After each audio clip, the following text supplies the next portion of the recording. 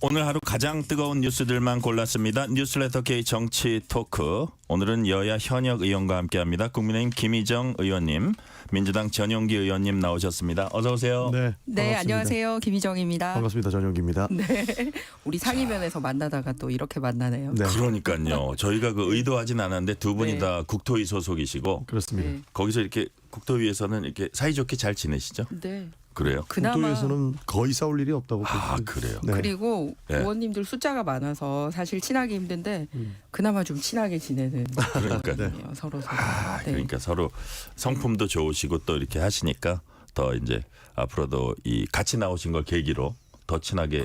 그리고 지나- 하나 더 있지 않나? 저기 뭐요? 지난번에 우리 전용기 의원 최연소 국회의원으로 예, 등원하지 않았어요? 맞습니다. 예. 그죠? 우리 김희정 의원님이 처음에 의원 될 때 17대 때. 최연소. 네, 우리 전용기 의원님이 기록이 깨져요, 안 깨져요? 그 기록이 지금 여성으로서 기록인가요? 아니면 여성으로서 여성으로서 하고 최연소. 17대 하고 두 가지. 네. 근데 우리 전용기 의원님도 우리가 정말 기획 기록 가지고 잘했네 있잖아요. 오늘 섭외. 네. 뭐 저는 거의 기록이라고 할 수는 없지만 그래도 예. 많은 분들이 있었고 그냥 젊은 층에 축한다 이 정도 봐주면 아니, 좋을 것 같습니다. 지난번에 들어올 땐 최연소 아니었어요? 21대? 아니었습니다. 잠깐 지난번에. 이거 아니었구나. 코너에 저기 네, 시간 너무 성격과 끌게 하는 것 시간 같습니다. 너무 끄는데 이거 자. 네. 자, 본질문으로 들어갑니다. 자, 보궐선거 일주일 앞두고 여야 대표가 나란히 부산 금정구를 찾아서 선거운동 지원에 나섰습니다. 자, 부산 연제 지역구 김희정 의원님 아마 네. 금정이 바로 옆으로 알고 있는데 네. 아침부터 현장 최고위원회의 길거리 유세 쭉 다니셨죠? 네, 현장 최고위원 회의 하고요. 네. 지금 대규모 유세 앞두고 저 여기 KBS 출연하려고 비행기 타고 막 도착했습니다. 정말. 네. 자, 오후 유세, 낮에 유세까지는 다니시다가 또 출연하시고 또 이제 밤에 가셔서 또 하시고 정말 많이 바쁜 일정 보내고 계신데 지금 그쪽 다녀보시니까 좀 민심이랄까 분위기가 어때요? 일단 많이들 격려하는 분위기로 전환이 되고 있습니다. 사실 처음에는 네. 재보궐선거 있는지 자체를 잘 모를 뿐더러 이렇게 워낙 요즘 정치를 여야 할 거 없이 정말 잘 못하니까 관심 안 가지고 뉴스도 안 본다 막 그러다가 오히려 저 야당에서 좀 불을 지폈어요. 막 중앙에서 막 오고 막 후보 같이 합치네 아니네 뭐 야반에 아니네 뭐 이러니까 다시 이러면 안 되겠는데 이러면서 좀 분위기가 뜨거워지고 있는 분위기입니다. 네. 자, 지금 김희정 의원님은 야합이라는 표현을 쓰셨는데 네. 그러니까 우리가 좀 객관화돼서 쓰는 그 용어가 단일화입니다. 그래서 전용기 의원님 민주당 후보는 조국혁신당 후보와 이제 과정을 거쳐가지고 야권 단일화 후보가 됐습니다. 네. 그 이후에 어떤 부산의 민심이랄까요? 민주당 후보를 바라보는 야권 단일 후보를 바라보는 민심 어떻다고 보세요? 처음에는 좋지는 않다고 이야기를 들었었습니다. 아, 그래요? 실제로 보수적인 지역이 부산 아니겠습니까? 네네. 그렇다 보니 저희 입장에서도 굉장히 어려운 선거가 될 것이다라고 점을 쳐왔는데 이렇게 조국혁신당과 같이 단일화를 이루어내고 그리고 많은 분들이 부산에 가고 있습니다. 실제로 뭐 경기도건 서울이건 부산도 가고 강화도도 가고 네. 직접적으로 많이 내려가서 실제로 사람들을 많이 만나고 있거든요. 그러니까 바닥 민심부터 바뀌고 있다라는 것들을 느끼고 있다. 이렇게 많이 전해들었습니다. 네네. 자, 이 대목에서 국민의힘 부산 현지 최고위원 회의를 열어서 이제 지원 유세 나섰는데 국민의힘 한동훈 대표 목소리 들어보시겠습니다. 이번 선거는 금정을 위해서 누가 일할 수 있는지를 정하는 선거입니다. 아주 단순한 선거죠. 중앙에 정쟁이라든가 정치 싸움이 개입될 여지가 있는 선거가 아닙니다. 더불어민주당은 이 선거, 이 금정의 일꾼을 뽑는 바로 이 선거마저도 정치 싸움과 정쟁과 선동으로 오염시키고 있는데요. 저희는 그러지 않겠습니다. 저희는 오로지 금정을 위해서 누가 더 잘 봉사할 일꾼인지를 말씀드리겠습니다. 답은 당연히 우리입니다. 한동훈 대표는 지역 일꾼론 얘기하면서 지역 공약도 또 강조를 했습니다. 들어보시겠습니다. 침례병원의 정상화 우리가 할 겁니다. 우리가 반드시 해내겠습니다. 부산대가 속해 있는 이 금정에서 좋은 학생들이 많지만 일자리가 부족해서 외지로 떠나고 있습니다. 부산의 일자리 저희가 만듭니다. 저희가 부산을 위해서 진정을 다할 기회를 주셨으면 좋겠다는 말씀드립니다. 자, 진정을 다할 기회 줬으면 좋겠다. 한동훈 후보 오늘로 부산 이제 세 번째 찾았다고 해요. 김희정 의원님. 네. 전통적 강세 지역 부산 선거에 여당 지도부가 공을 들이는 게 뭐 좀 위기감을 느꼈습니까? 위기감이라기보다는 성의를 보이는 거죠. 실제로 금정구청장 선거하고 강화 선거는 다 저희 지역 소속, 그러니까 당 소속이었습니다. 그런데 왜 재보궐선거가 열리게 됐냐면 안타깝게도 돌아가셨어요. 건강상의 이유로. 그러니까 이게 뭐 사실 영광이나 곡성 같은 경우는 선거법하고 정치자금법 위반으로 사실 전직들의 잘못된 법 위반으로 일어난 선거고요. 저희 국민의힘 소속 같은 경우는 좀 안타깝게 진짜 과로로 사망하신 경우입니다. 그래서 연속성 차원에서 또 책임지기 위해서 끝까지 이런 모습을 보이는 거고요. 또 하나는 이제 워낙 야당에서는 정말 막 초음공세 국정감사 기간인데도 현역 의원들이 막 다 나서고 있어요. 저희 같은 경우는 이제 당대표가 국정감사 참여를 안 해도 되는 상황도 있고 오늘 같은 경우는 또 공휴일이니까 이제 현역 의원들이 같이 하고 이렇게 분리를 하고 있는데 그래서 지역 주민들에 대한 성의 그리고 이 공약을 중앙에서 어떻게 지키겠다라는 겁니다. 그러니까 똑같이 사람이 가도 하는 얘기가 완전히 달라요. 하나는 계속 지역과 상관없는 얘기를 계속 하고 있고요. 저희는 굉장히 지역 특화형으로 얘기를 하고 있습니다. 예를 들어서 침례병원이라고 공공병원 정상화하는 부분이라든지 오늘은 재개발 재건축 관련된 패스트트랙을 했으면 좋겠다고 금정구청장이 이제 당 지도부에다가 이렇게 공약 건의를 해서 네. 당 대표와 그리고 정책위 의장과 그리고 저 같은 경우는 국토 관련된 거랑 이제 재개발 재건축 관련 내용이 관련이 있지 않습니까? 되네요. 예. 네. 그런 논의를 하는 최고위원 회의를 한 거 하고요. 탄핵한다. 우리 어떻게 뭐 단일화할지 깨졌다. 뭐 결렬됐다. 다시 합치기로 했다. 이런 얘기를 하기 위해서 사람이 가는 것과 방금 말씀드렸듯이 지역이 원하는 공약을 하기 위해서 사람이 가고 그 공약을 담보하기 위해서 가는 것과 이런 차이가 있다는 말씀을 드립니다. 저기 전용기 의원님 분명히 네. 반박하고 계실 텐데 이재명 대표 녹취 2개 들어본 다음에 이제 말씀드릴 기회 드릴게요. 자, 민주당 이재명 대표 얘기 들어보겠습니다. 야외 유세라서 잡음, 울림이 있다는 점은 미리 말씀드립니다. 금정구청장 선거 비록 작은 지역 선거일지라도 윤석열 정권에게 2차 정권 심판에 명확한 경고 카드를 던지고 금정구도 새로운 기회를 맞아보시고 다음 부산 전체 지방선거도 그 다음에 대한민국의 운명을 가를 대선에서도 새로운 길을 한번 열어가 봅시다.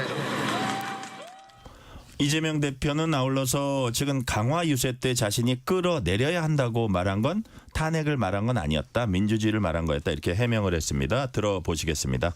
저는 탄핵 얘기한 일 없잖아요. 자기들끼리 막 탄핵 얘기해요. 나는 안 했어요 분명히. 나 때가 있다. 저는 그 얘기 한 일이 없는데 그 여당에서 이상하게 제가 그 얘기 했다고 우기더라고요. 내가 분명하게 얘기했지만 나는 일반적인 민주주의 원리를 얘기한 겁니다. 동네 구의원 하나를 뽑아도 그런 자세로 뽑아야 하고 책임을 물어야 한다. 신상필벌해야 된다. 그래야 주권자를 위해서 열심히 일한다. 맞는 건 아닙니까 여러분? 자, 김희정 의원님은 그 야권 단일화에 대해서는 야합이다. 뭐 어떤 정치공학적인 행보다 뭐 이런 취지로 말씀을 하셨는데 전용기 의원님은 생각이 다르실 것 같아요. 뭐 더 잘할 사람을 뽑기 위해서 단일화하는 것 아니겠습니까? 그리고 뭐 한동훈 대표가 여러 가지 말씀을 하셨는데 저는 한동훈 대표를 보면 굉장히 말만 뻔지르르하다라는 생각이 듭니다. 그러니까 말과 생각과 행동이 조금 다른 느낌을 지속적으로 받아왔기 때문에 그렇게 평가하는데 부산을 위해서 진정을 다할 수 있는 기회를 주시라라고 하는데 지금까지는 진정을 다하지 않고 뭐 하셨습니까? 지금 사실 저는 부산에 있는 정치인들 그 지역에 있는 분들께서 현실 파악이 잘 안 되고 있는 부분들이 많은 것 같습니다. 그래서 지역 주민들께 더 할 얘기가 없을 것 같다라는 생각이 있기 때문에 조금 더 진정을 다해 주셨으면 좋겠다는 말씀을 드렸던 것이고 이렇게 이재명 대표가 했던 이야기도 사실 저는 맞는 얘기라고 생각을 합니다. 정치인이 맨날 말만 이렇게 해서는 안 되지 않습니까? 책임질 수 있는 상황을 만들어야 되고 그 상태를 만들어 주어야 되는데 맨날 정쟁으로 몰고 가는 게 과연 국민의힘일지 민주당일지 한번 지켜볼 필요가 있다. 이렇게 생각을 합니다. 자, 말 말만 한다. 뭐 실언을 한다 이런 취지를 보이는데 여기에 대해서 어떻게 보세요, 김희정 의원님은? 말씀도 굉장히 잘하시죠. 진정성도 있고 그리고 노력도 하고 그래서 진정성이 있는 말을 보고 사실은 많은 국민들이 이제 팬덤이 생겼지 않습니까? 그래서 부러워하시는 것 같은데요. 네, 그 부산에 대한 진정성 말씀하셨기 때문에 이 부분 관련돼서 오늘 있었던 일 말씀드리겠습니다. 사실은 부산 분들이 많이 관심 가지고 있는 것 중에 하나가 글로벌 허브 도시 특별법이라고 동남권 발전시키기 위한 법이 있고요. 또 하나는 산업은행의 네.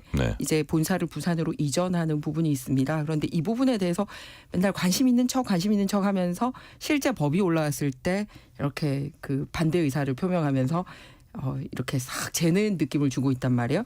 그런데 심지어는 이번에 그 민주당의 단일화 후보 되신 분이 단일화하는 토론회 과정에서 22대 국회의원 중에 민주당 국회의원 중에서는 산업은행 부산 이전에 반대하는 22대 국회의원은 없다라고까지 말씀하셨어요.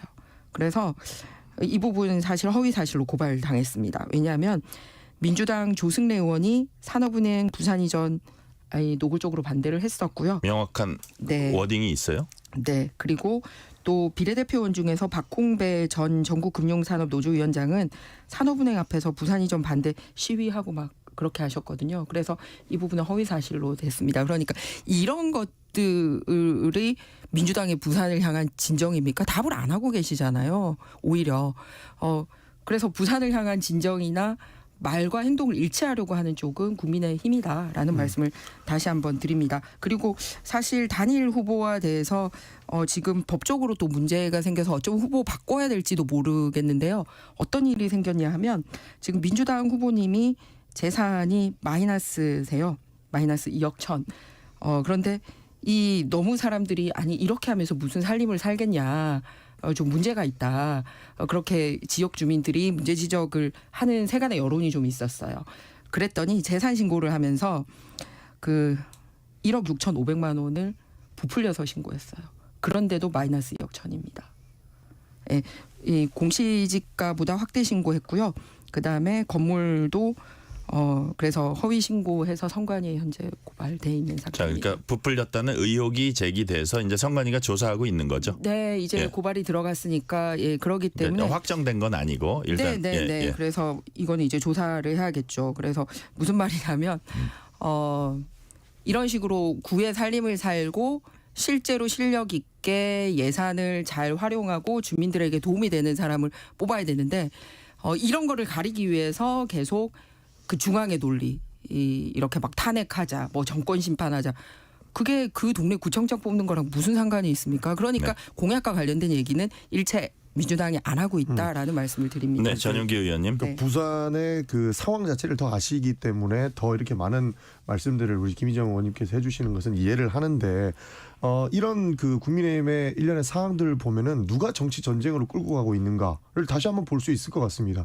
그러니까 한동훈 대표는 부산에 우리가 진정을 다할 수 있게끔 해줘라라고 해놓고 자기가 잘못 알고 있는 내용까지 잘못 이야기했다고 허위사실로 고발하고 결국에는 그 정치 전쟁을 일으키고 있는 행동을 보이고 있지 않습니까?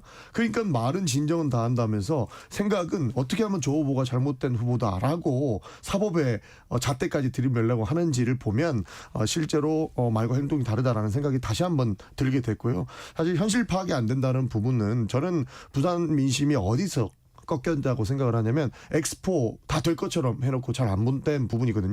저도 부산 엑스포 100% 성공했어야 됐다고 생각을 합니다. 그러나 부산에서 현실 파악을 정확하게 했었다면 이 부분을 국민들께 공유했어야 됐는데 우리가 뒤통수 맞은 기분을 들게 했던 부분에 대해서 조금 더 진정을 다하셨어야 되는 것 아닌가 하는 생각이 있는 거죠. 이런 여러 일련의 사정들과 사안들을 보면서 정말 준비된 그런 정당이 맞는가에 대한 질문을 안 던질 수가 없었습니다. 자, 다음 지역으로 넘어갈게요. 자, 한동훈 후보가 곡성 군수선거 유세 지원을 위해서 취임 후 처음으로 이제 호남을 찾았습니다. 한 대표 뭐라 그랬냐면 민주당과 조국혁신당이 마치 자기 땅인 양 여기면서 땅 따먹기 하면서 싸우는 건 선거의 본질과 멀어도 너무 먼 이야기다. 전용기 의원님, 이 발언에 대해서 어떻게 보십니까? 사실 그 한동훈 대표가 부산에서 보이는 모습과 여기는 좀 다른 것이죠. 그러니까 부산은 자기 땅인 양 생각하고 말씀을 하셨던 부분을 정확하게 뒤집어서 설명하고 계신 것 같습니다. 민주당이 호남권을 자기 땅인 양 그렇게 행세하지 않습니다. 거기서도 조국혁신당과 뭐 단일화하지 않지 않습니까? 실제로 또 좋은 사람을 만들기 위해서 선의의 경쟁을 하는 것인데 이런 식으로 비약할 필요는 없다라고 생각을 합니다. 네, 비약이라는 그 우리 네. 전용기 의원의 말씀 어떻게 평가하세요? 땅 따먹기 이런 거 생각한 적 없고요. 그렇기 때문에 사실 당선이 되지 않을 것 알면서 진심을 다하고 있습니다. 그 말씀 드립니다. 사실 당선만 생각한다면 제가 솔직하게 이제 당에서 아유 곡성 가지 마세요. 그 시간에 차라리 부산이나 강화 한 번 더 가세요. 이러겠죠. 하지만 당선이 안 될지 알지만 당대표의 메시지를 통해서 우리 당이 어떻게 진심을 다하고 있고 민심이 어떤지를 읽으려고 하고 있다기 때문에 땅 따먹기와는 굉장히 거리가 멀다라는 말씀을 드리고요. 오히려 민주당의 경우는 만약에 정말 어떤 당과 같이 해야 되겠다고 생각을 하면 전국적으로 똑같은 모습을 보여야죠. 그런데 표 나눠 먹기 해서 이길 수 없는 동네 가서는 아 우리 같이 가 뭐 이러면서 같이 가고 그러지 않은 동네에 가서는 막 각자 서로 욕하는 모습을 보여주고 있지 않습니까? 이거야말로 그냥 정치적으로 진짜 표만 계산하는 행태지 않나 생각하고요. 또 하나는 저는 이제 재보궐선거가 열릴 때는 늘 좀 국민들에게 죄송한 마음을 가져야 된다고 생각합니다. 앞서 말씀드렸듯이 국민의힘 소속 단체장들 경우에는 이제 다 좀 안타깝게 사망한 사건들이에요. 그런데 이제 영광하고 곡성 같은 경우는 네, 전임 군수들의 잘못된 부정이죠. 그러니까 법 위반으로 인해서 이렇게 그 자리를 내놓게 된 상황들 아닙니까? 특히 지금 곡성 말씀하고 계신데요. 곡성 같은 경우는 이제 민주당 단체장이 있었거든요. 좀 이제 이 법이 아직 통과는 안 됐지만 이제 각 당에서 항상 이런 얘기가 많았는데 자기 단체장이나 국회의원들이 전임의 어떤 비위로 인해서 자리를 놓게 되면 공천 안 하는 게 맞지 않냐 뭐 이런 얘기까지도 정치권에서 많이 나왔고요. 심지어는 여기 드는 국민 세금은 사실 선거를 일으킨 당에서 뱉어내야 된다 뭐 이런 얘기까지도 나오고 있지 않습니까? 그런데 이번에 곡성에서 선거가 이제 8억 1천만 원 들더라고요. 그런데 이 부분에 대해서 한 번도 민주당의 공식적인 사과나 이런 게 없었어요. 그 후보를 내고 그냥 당연히 또 우리가 가져가겠다 이런 식으로 하고 있다는 거죠. 그래서 이런 건 오히려 양당이 같이 앞으로 개혁해야 될 과제가 아닌가 그렇게 생각합니다. 사실 비리로 물러났을 때는 이제 무공천도 옛날에 한 사례들이 맞습니다. 있었고 네. 이제 그랬는데 이번에는 그런 얘기들은 없었던 것 같아요. 네, 이번에는 그 문제는 없었던 것 같습니다. 저도 물론 그 우리 당원 당규에 있는 것에 대해서 적극적으로 필요하다라고 생각을 합니다. 그렇게 책임지는 모습을 보여주자라는 거였는데 이번은 좀 다른 부분들이 있었던 것 같아요. 그래서 이런 판단이 나왔는데 사실 김희정 의원님 말씀 주셨지만 역사적으로 봤을 때 부정부패에 연루된 정치인들이 굉장히 많죠. 그럴 때마다 이런 비판을 했었다면 받아들일 수 있겠지만 지금 현재 사건만 가지고 할 수는 없다라는 생각이 들고 전체적으로 좀 봐야 된다. 그렇죠. 예.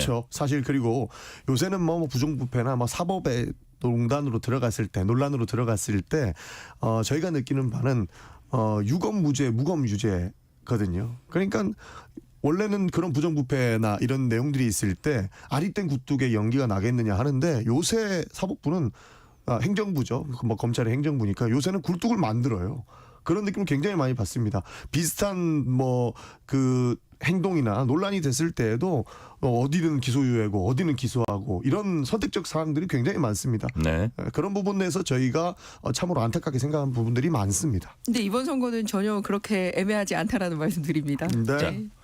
자, 그제 저희가 이제 진보당 김재현 대표가 이제 전화 연결을 했는데 이제 영광에서 3파전을 벌이고 있다는 맞습니다. 소식이 있습니다. 민주당, 조국혁신당, 진보당. 근데 그 이제 중앙당에서 다 대표 이름이 많이 알려진 대표들이 내려와서 치르는 이런 선거가 아니다. 이 선거가 지역 일꾼을 뽑는 거다. 그래서 자기네 진보당 후보들이 정말 진정성 있는 지역 일꾼을 뽑아서 이게 좀 바닥을 훑고 있다 이런 취지로 얘기했거든요. 그러니까 지나치게 지역 일꾼 뽑는 선거가 중앙당의 확장판이 된 건 좀 문제 있지 않냐 이런 취지인데 전용기 의원님 그 부분 어떻게 보세요? 제가 알기로도 진보당도 아주 총력을 다해서 하고 계시거든요. 엄청나게 하고 있다. 네, 그래요. 엄청 그리고 선거도 네. 잘하세요. 아주 네. 열심히 하시는 거에 대해서 저는 칭찬합니다. 누구나 진정성을 가지고 있는 선거라고 생각을 합니다. 그래서 민주당이나 조국혁신당이나 진보당이나 다들 뭐 훌륭하신 분들을 후보로 내세운 거고 총력을 다해 다해서 하고 있는 거는 마찬가지이기 때문에 우리가 하는 것은 옳고 당신들이 하는 것은 틀리다라는 잣대는 저는 바람직하지 않다 이렇게 보고 있습니다. 네, 김희정 의원님은 어쨌든 막 인구 뭐 6만 8만 이렇게 되는 그 어떤 지역에 중앙당이 총 집결해서 하고 있는 이 현상이 뭐 한편 이해는 되나 과연 이게 본래 그 선거의 취지로 볼 때 적절한 것이냐는 근본적인 의문은 있어요. 어떻게 보세요? 네. 아니 아까 말씀하신 진보당에서도 인터뷰하면서 본인들 입으로 그렇게 얘기를 했어요. 뭐 전국에서 다 오고 있대요. 네. 왜냐하면 그래서 진보당도 그 한석이 되게 중요하니까. 맞습니다. 그런데 전임 군수 부정으로 인해서 이제 연간 군수 선거 치러지는데 이번이 처음이 아니에요. 지난번에도 그랬어요. 그러니까 사실 연간 국민들이 굉장히 불편해하고 있습니다. 그런데 막 각 당에서 중앙에서 막 와가지고 민주당이냐 조국혁신당이냐 진보당이냐 그런데 실제 색깔의 차이는 못 보여주고 있어요. 하는 행태들은 굉장히 비슷해요. 그러니까 사실은 더 불편해하고 있다는 말씀이죠. 실제 군을 위해서 할 수 있는 게 뭔지를 살펴보고 평가하는 선거가 됐으면 하는 바람입니다. 자, 그럼 이런 질문 한두 개 더 드릴게요. 사실 부산은 국민의힘의 전통적 강세 지역, 전남은 민주당의 전통적 강세 지역. 만약에 부산에서 국민의힘 지거나 전남에서 민주당이 질 경우 좀 정치적 파장이 우리 전용기 의원님이 있다고 보세요? 그렇게 됐을 때는 정치적 파장이 크죠. 크다고 보세요? 네, 그렇죠. 왜냐하면 결국에는 그 지도부의 리더십에 영향을 미칠 수밖에 없는 그런 상황이기 때문에 둘 분 다 지금 이재명 대표나 한동훈 대표 두 분 다 아주 생각을 좀 굳게 하고 계신 것 같습니다. 마음도 굳게 먹고 네. 그러다 보니 당의 총력을 다하자라고 하는 그런 메시지도 자연스럽게 나오는 것이 아닐까 저는 그렇게 보고 있습니다. 네. 자, 특히 이제 한동훈 대표 같은 경우에 지금 뭐 당을 장악했니 안 했니 뭐 당정 관계가 어떠니 하고 있어서 조금 더 이 선거 결과에 더 촉각을 곤두세우지 않을까 싶어요. 김희정 의원님 어떻게 보세요?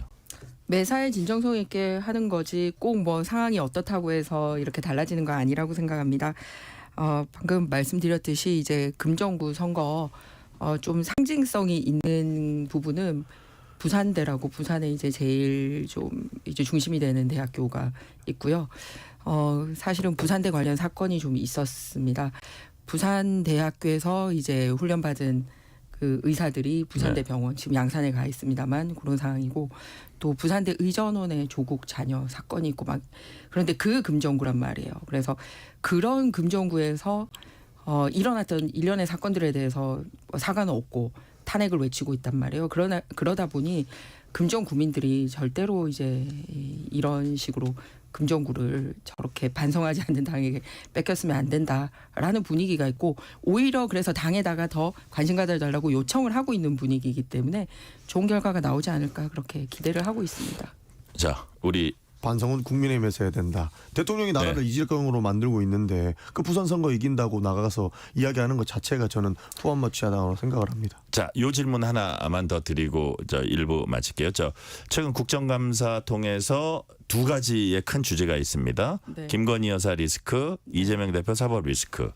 재보선에 우리 전용기 의원님은 얼마나 영향 끼치리라고 보세요? 저는 뭐 재보선에 김건희 여사는 크게 영향을 미칠 것이라고 보고 있고요. 이재명 대표는 크게 영향을 미치지 않는다라고 보고 있습니다. 그 이유는 이재명 대표 같은 경우에는 이미 한 3, 4년째 이재명 사법 리스크 이야기를 하고 있어요. 이게 사법 리스크가 아니고 검찰에서 만들어낸 말도 안 되는 일들 이라고 저희는 지속적으로 주장을 하고 있고 실제로 국민들께서도 많이 이제 판단을 바꾸고 계신 부분이 있거든요. 그러다 보니 보수가 강세였던 부산에서조차 이재명 대표와 사법 리스크라고 이야기하는 말 자체가 잘못된 것 아니냐 하는 의견들이 올라오고 있습니다. 그러나 김건희 여사 같은 경우에는 그 고결하다고 이야기했던 분께서 요즘 들어서 굉장히 많은 의혹들이 나오고 있죠. 그리고 확인되지 않은 더 많은 사실들을 지금 언론을 통해서 나오고 있는 것을 봤을 때 기존에 하도 그 면역이 생겼던 부분과 이제 새롭게 나오는 부분들은 분명한 차이가 있을 것이다 라고 해서 저는 그렇게 판단했습니다. 김희정 의원님 반론 있을 것 같아요. 저는 전체적으로 정치권의 염증 느껴서 투표율 떨어지는 부분에 대해서 사실 걱정하고 있는 건 사실입니다. 이거는 누가 옳다 아니다를 떠나서 사실 국정감사의 대상입니까? 그 두 분이? 근데 저는 여야가 서로 부끄러워야 할 부분이라고 생각합니다. 실컷 국정감사 질의서 진짜 좋은 정책 제안서 가지고 왔다가 민주당 의원들도 그냥 당의 그 지도에 따라서 본인들이 준비해온 정책 질의 안 하고 시종일관 똑같은 질문하던데 아까 뭐 새롭다고 얘기하시던데요. 뭐 양평 문제라든지 대통령실 이전한 거 작년 국감 때 나왔던 제가 속기록 읽어봤더니 똑같은 내용 계속 하고 있더라고요. 그러니까 전혀 뉴한 게 아니라는 말씀을 드리고 이거는 여야 할 거 없이 정말 국민들께 부끄러운 부분이다라는 말씀드립니다. 저는 여기서 한 말씀 네. 드리고 싶은 게 이재명 대표에 대한 문제를 국정감사에서 계속 얘기하더라고요. 저는 이재명 정부인 줄 알았어요. 그러니까 이재명 정부였다면 이재명 대표에 대한 논란을 말한 거 맞죠. 그런데 이재명 정부가 아닌데 지금 이재명 리스크를 계속적으로 이야기를 하고 있는 것이 개탄스러웠고 김건희 여사 같은 경우에는 정부의 핵심 인물 아닙니까?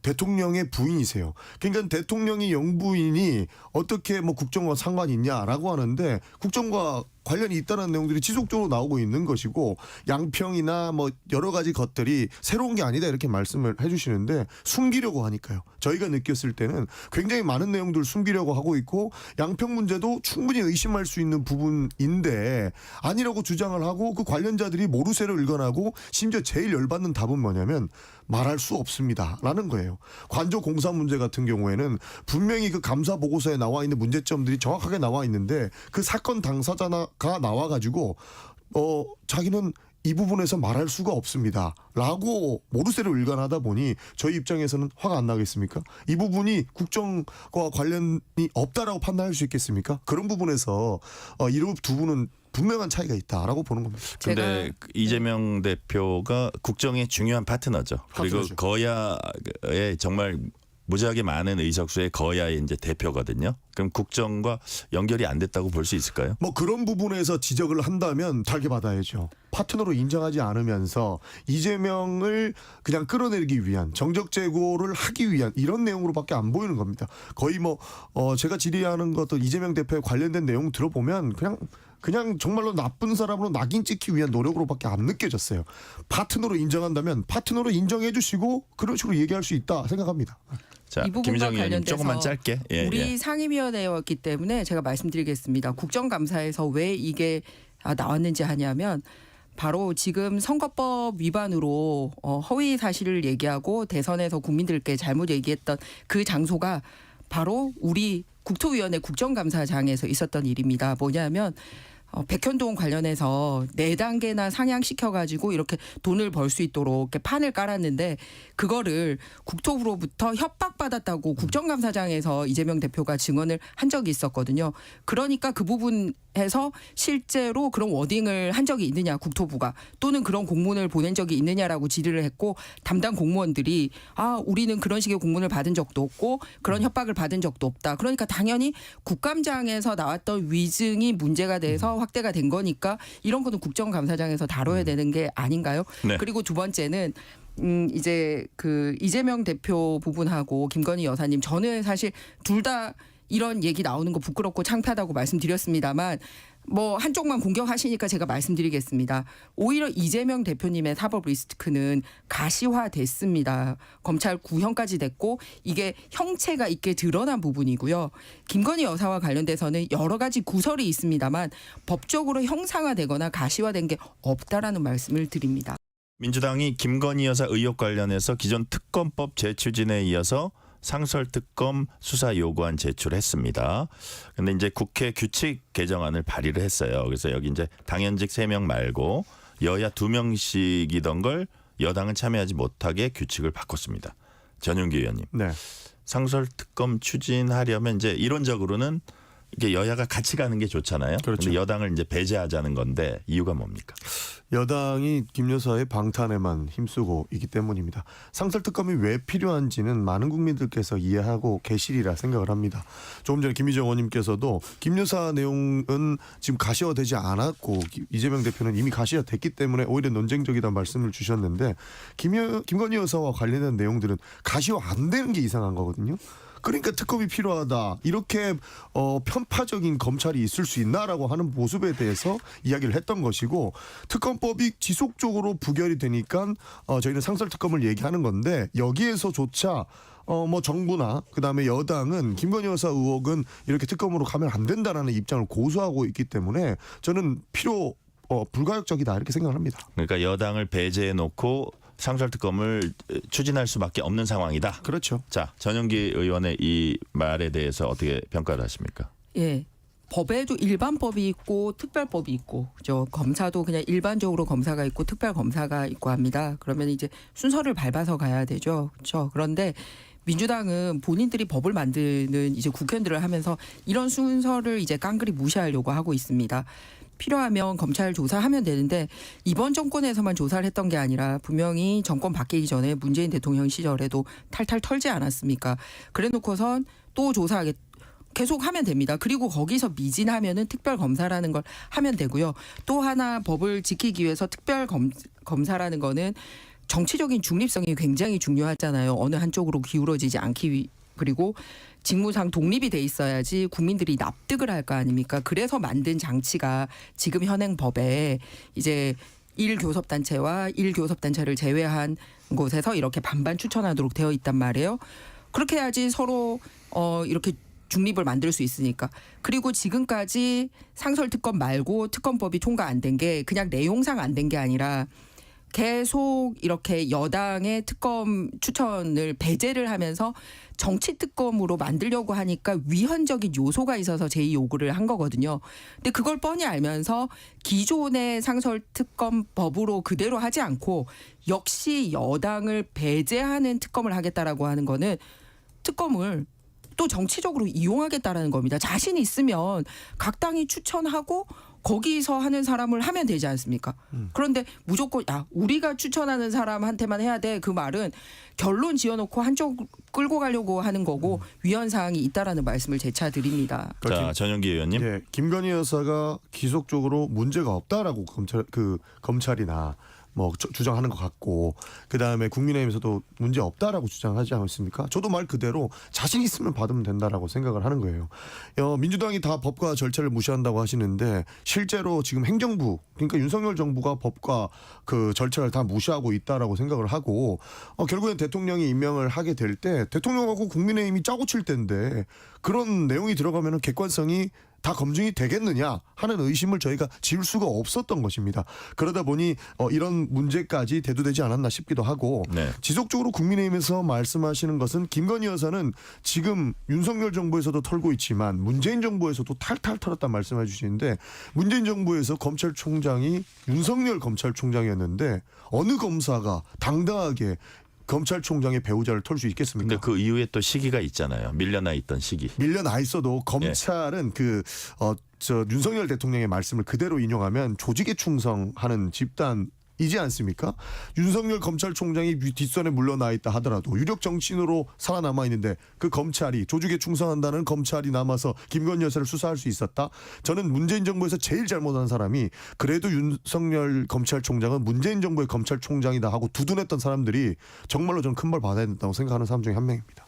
네. 아니 지금 민주당에도 검사 출신 의원들 많으세요. 비판 많이 하십니다. 그런데 이런 식으로 검사들은 다 한 줄 선다라는 식으로 얘기를 하면은 지금 민주당에 와 있는 검사 출신 국회의원들 대단히 기분 나쁠 것 같고요. 네네. 예. 짧게. 그다음에 이제 여당을 배제하자라고 얘기하면서 이해 충돌을 얘기를 했어요. 민주당에서. 근데 굉장히 납득하기 힘든 게 뭐냐면 이거를 가장 먼저 어긴 곳이 국회 법사위원회예요.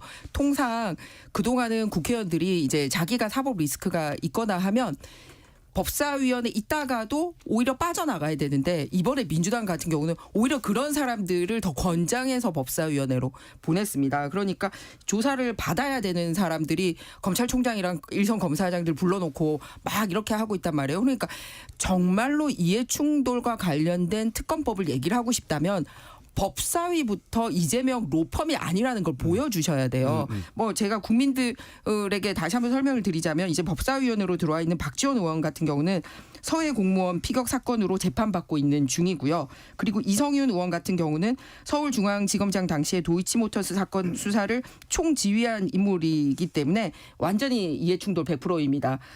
그리고 박준택 의원하고 이건태 의원 같은 경우는 대장동 변호사잖아요. 그러니까 이런 분들이 들어와서 사실 이재명 로펌이냐 법사위가 이런 얘기를 듣고 있는 상황에 그거 한 겹으로도 방어가 안 되니까 이번에는 상설 특검이 아니라 이재명 사설 특검이라는 얘기가 나오고 있어요. 그러니까 법사위도 그렇고 특검도 그렇고 다 이재명에 의한, 이재명을 위한, 이재명의 국회로 만들기 위해서 이런 법들을 무리하게 위헌적인 요소까지 가미해서 하는 게 아니냐라고 문제 제기가 많습니다. 자, 그러니까 저도 네네. 하나만 전용기 바로 의원님. 잡을게. 예. 그 제가 뭐 말하다 보니까 뭐 검찰이 다 한 줄 서기 한 것처럼 됐다. 요거는 조금 제가 뭐 오버했다라고 볼 수도 있고 이거는 쫙 잘못 해석됐을 수도 있다고 보는 게 일선에 정말로 고생하고 밤새도록 자기 경무에 시달리는 그 검사들 아무 잘못 없는 검사들까지 지금 코너에 몰리고 있는 것 같아서 저도 참 유감입니다. 저는 제가 얘기했던 부분들은 특수통에 있는 분이고 그 특수통의 대장이 사실 윤석열 검찰총장이었기 때문에 거기에 있었던 사람들을 이야기하고 지칭을 한다는 말씀을 드리고 싶고 이성윤 의원 같은 경우에 김건희 여사 수사하다가 이렇게 사실 지금 국회의원이 됐지만 그때 당시에는 잘못될 뻔했어요. 왜냐하면 검찰총장의 부인을 수사하다 보니 이런 상황에서 제대로 수사를 할 수 있겠느냐라는 질문을 드리고 싶은 것이고 민주당이 다 조사받아야 될 사람들이 법사위에 있어서 법사위가 똑바로 안 굴러간다고 하는데 저희끼리는 그런 얘기합니다. 민주당 지금 다 조사받고 있어요. 윤석열 검찰총장 출신의 대통령이 오니까 사정정국으로 만들어가지고 민주당 인사 주변에 있는 사람들 전부 다 털고 전부 다 조사받아야 되는데 그럼 법사위 누가 갑니까? 전용기 의원님. 다 똑같습니다. 전용기 의원이 그렇기 때문에 아무것도 조사 안 받으시잖아요. 그러니까 다 똑같은 상황이 놓여 있기 때문에 그것 가지고 하기에는 좀 논리적 비약이 있다라고 봅니다. 자, 고위공직자범죄수사처 공수처가 명태균 씨에 대한 수사 돌입했습니다. 명태균 씨는 김건희 여사 공천 개입 의혹과 관련한 핵심 인물로 지목된 인물입니다. 전용기 의원님, 네. 민주당이 주목하는 명태균 씨 관련 의혹 어떤 겁니까? 결국에는 그 김건희 여사와 얼마나 연락을 주고받았고 대통령께서 이 연락 주고받는데 실제적으로 얼마나 많이 어쨌든 얼마나 많이 개입이 돼 있는가가 저는 실체적 진실이라고 봅니다. 그 명태균 씨 같은 분들은 굉장히 많습니다. 왜냐하면 그 전략을 짜고 그 사람들의 이야기를 듣는 것이 기본적으로 그 정치인들이 하는 것 아니겠습니까? 그럼 잘 듣고 이기는 방식을 찾아야 되기 때문에 그것까지는 인정을 하는데 이후에 있었던 그 거래 같은 모습들 이런 부분들이 저희는 핵심이라고 봅니다.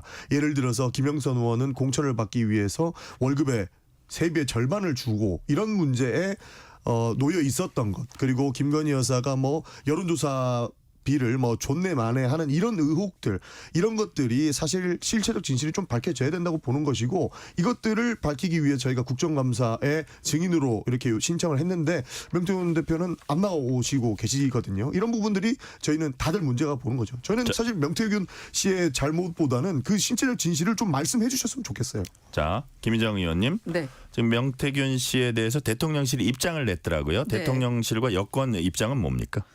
일단 대통령실이 홈페이지 뉴스룸을 통해서 입장 발표를 했더라고요. 네. 국민의힘 정치인들을 통해서 명 씨를 만나게 됐다. 후보 시절에. 그다음에 입당하기 전인 20일 후보 그러니까 당 후보가 되기 전이죠. 정치할 때. 21년 7월에 자택을 찾아온 국민의힘 고위 당직자가 명 씨를 데리고 와서 처음 보게 됐다. 그런데 두 번째 만남을 했는데 자택에서 만난 거는 보안을 요구했기 때문에 그렇게 만났다. 그런데 대통령 지역 유세장에 이제 명 씨가 보이니까 국민의힘 정치인들이 명 씨와는 거리를 두라고 조언을 해서 그 이후에는 문자를 주고받거나 통화한 사실이 없다고 기억한다. 그리고 정치 경험이 많은 분들로부터 대선 관련 조언을 듣고 있었고 했는데 무슨 일을 하는지 모르는 분의 조언을 들을 이유가 없는 상황이었다라고 공식 입장을 밝혔습니다. 그러니까 사실 정치 초반에 시작하기 전에 서로 인사를 나눈 거는 사실인 것 같습니다. 그런데 의혹의 핵심이라고 하거나 정말 밝혀져야 되는 부분은 진짜 공적인 영역에서 어떤 역할을 했느냐인 부분이거든요. 그런데 지금까지 나오는 부분을 보면 그 전에 이제 후보 시절에 만났네, 안 만났네, 연락을 주고받았네, 아니네. 이런 거는 수많은 정치인들 전용기 의원님도 출마를 해봐서 아시지 않습니까? 예, 그런 사람들 수도 없이 만나고 특히 지역의 유력 언론사를 가지고 있고 여론조사 기관도 가지고 있다 그러면은 안 만나겠어요 할 이유도 없지 않습니까? 그렇죠. 그래서 그런 것을 만난 것과 이 이후에 벌어지고 있는 이 일에 대해서는 어떤 것도 증빙된 사실이나 나온 게 없습니다. 그렇기 때문에 대통령이 된 다음에 일어난 일이 없는데 이렇게 말을 자꾸 카더라 뉴스하는 건 적절하지 않고요. 오히려 지금 일어난 일은 김영선 의원하고 명태균 씨하고 그다음에 김영선 의원 보좌진 사이에서 어떤 일이 있는 것 같은데 그 부분은 명백하게 수사하면 될 것 같습니다. 자, 전윤기 의원님. 네. 당선 이후에 연락한 적이 없다라고 하는데 실제로 그 거짓말이다라고 주장하는 사람들도 나오기 시작했고 그 국민의힘의 대표를 했던 이준석 대표도 그 거짓말인 것 같다라고 얘기하고 있지 않습니까? 그래서 그 부분들은 좀 밝혀져야 뭐 이 실체적 진실이 좀 나올 것 같습니다. 저는 의심스러운 부분이 한두 개가 아닙니다. 그러니까 지방선거가 끝나고 나서 총선이랑 지방선거를 같이 하지 않았습니까? 대선이 끝난 이후에 연락을 했는가에 초점에서 의심이 가는 부분은 분명히 명태균 씨가 그 녹취됐나요? 통화에서 대통령은 김영선이라고 했는데 윤석열 대통령은 김영선이라고 했는데 이렇게 얘기하신 부분이 있어요. 그렇게 되면 당선 이후에도 통화했다라는 내용으로 볼 수 있기 때문에 그러니까 이런 부분들을 하나하나 짚어 넘어가면은 분명한 실체적 지식이 나올 것이다라고 보고 있는 겁니다. 네. 자, 김희정 의원님한테 이거 한번 여쭤볼게요. 한동훈 국민의힘 대표가 오늘 무슨 얘기를 했냐면 네. 질문을 받고 이제 대답을 한 건데 네. 김건희 여사 공개 활동을 자제하는 게 필요하다. 네. 이렇게 얘기를 했어요. 공개 활동에 대해서는 첫 언급이라고 이제 알려지고 있는데 정치적 파장이 좀 있을까요? 그보다는 실제로 이제 대통령실에서도 입장을 밝힌 적이 있는데 네. 사실은 공약을 통해서 제2 부속실을 없앴었습니다. 오히려 그때는 이 부속실이 있어서 전임 이제 그 김정숙 여사가 너무 이제 대통령보다도 앞서서 막 활동하고 단독 활동도 하고 막 그런 게 이 부속실 때문에 나온 거 아니냐라고 이렇게 좀 나쁜 역할이 많이 부각이 되다 보니 네. 이제 윤석열 대통령께서 공약으로 그럼 나는 그거 없애고 작은 대통령실 만들겠다라고 했단 말이에요. 근데 오히려 없애고 나니 이제 그 영부인의 역할을 철저하게 일정이라든지 이런 걸 잘 하지 못하다 보니 처음으로 정치권에 나와서 정치권에 처음에 나오면 이 국회의원들도 초선할 때랑 재선할 때랑 벌써 느낌 다르지 않습니까?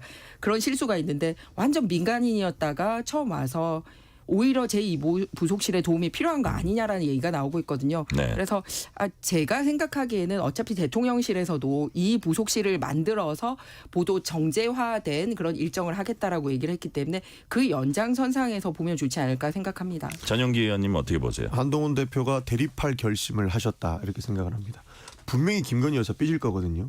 김건희 여사의 스타일을 봤을 때 본인이 공개 행보를 굉장히 원하시는 분 같아요. 그러니까 마포대교도 나오시고 원래 그 대선 때 약속했던 뭐 그 부인의 역할만 다 하겠다라고 했던 부분들을 뒤집고 여러 가지 공개 행보도 하시고 본인이 일부러 그 원하는 스타일로 사진도 찍고 하시잖아요. 그래서 네. 그 공개 행보를 굉장히 잘 하시는 분이고 원하시는 분인데 그런 분께 여당의 대표가 그리고 아주 믿는 한동훈 대표가 공개 행보 하지 마시라라고 이야기를 하는 거 보면 굉장히 좀 상처를 받으시고 삐실 것 같아요. 그러다 보니 그 스타일을 잘 알고 있는 한동훈 대표도 이제는 이대로는 안 된다. 내가 붙을 결심이라도 해야겠다라고 해서 이 이야기를 한 것이기 때문에 정치적 파장이 굉장히 클 것이고 대통령실은 굉장히 불편해할 것이다. 그렇게 저는 판단합니다. 그러니까 우리 전용기 의원님 말씀은 한 대표가 작심하고 한 말이다. 작심하고 하지 않으면 할 네. 수 없는 이야기 같습니다. 네.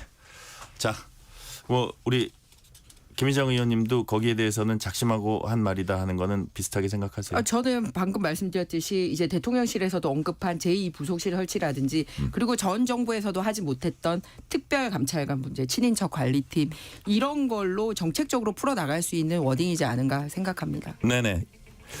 자, 1373님이 일반 국민의 상식에서 김건희 여사 문제를 해결했으면 합니다 하는 문자를 주셨습니다. 국민 눈높이 말씀하신 것 같고요. 여기까지 말씀 듣겠습니다. 지금까지 김희정 국민의힘 의원, 전용기 민주당 의원이었습니다. 말씀 감사합니다.